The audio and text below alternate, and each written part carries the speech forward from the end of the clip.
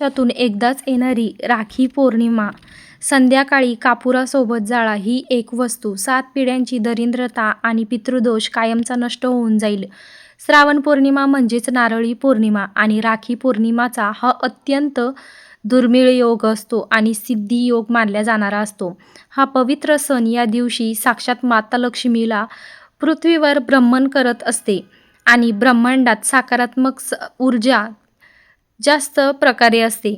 पण तुम्हाला माहिती आहे का, अनेकदा आपण खूप मेहनत करतो, रात्रंदिवस कष्ट करतो, तरीही हातात पैसा टिकत नाही. घरात सतत विनाकारण कटकटी, आजारपण किंवा वास्तुदोष राहतो.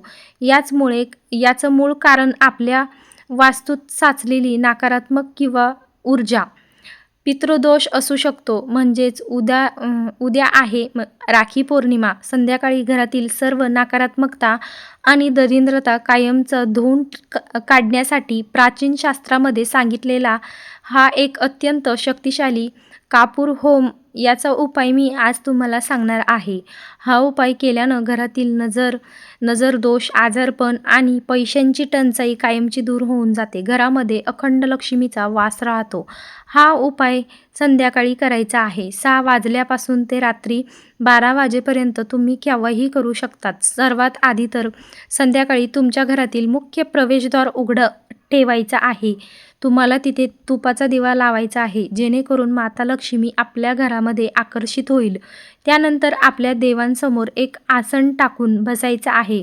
उपायासाठी एक छान पाणी असलेला नारळ घ्यायचा आहे. त्याच्यावरच्या शेंड्या काढून नारळ सोलून घ्यायचा आहे. एक स्वच्छ ताटामध्ये हा नारळ ठेवायचा आहे. त्याची शेंडी देवांसमोर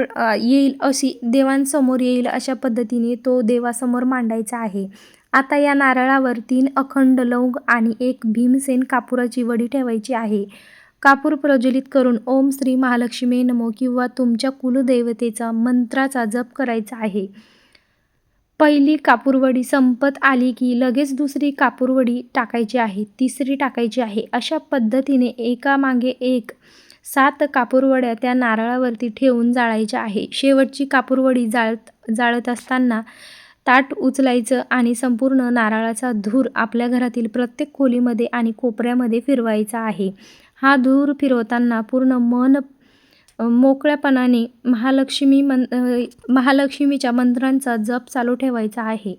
धूर दाखवून झाल्यानंतर ते ताट पुन्हा देवघरासमोर आणायचं आहे. हा उपाय केल्यानं कापुराच्या धुरासोबत घरातील सर्व नकारात्मक ऊर्जा, पितृदोष आणि आजारपण घराबाहेर निघून जातं. जर दुसऱ्या दिवशी या नारळाला तडा गेला असेल किंवा फुटलं असेल तर समजून जावं की घरातील खूप मोठं संकट टळलं आहे. असं नारळ वाहत्या पाण्यामध्ये विसर्जित करायचं.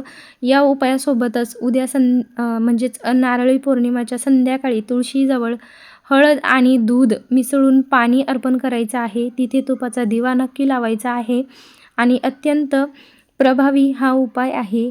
हा उपाय शुभ मुहूर्तावरती नक्की करायचा आहे. घरावरती स्वामीची व माता लक्ष्मीची अखंड कृपा नेहमी राहील आणि तुमच्या कुटुंबामध्ये नेहमी प्रगती होईल.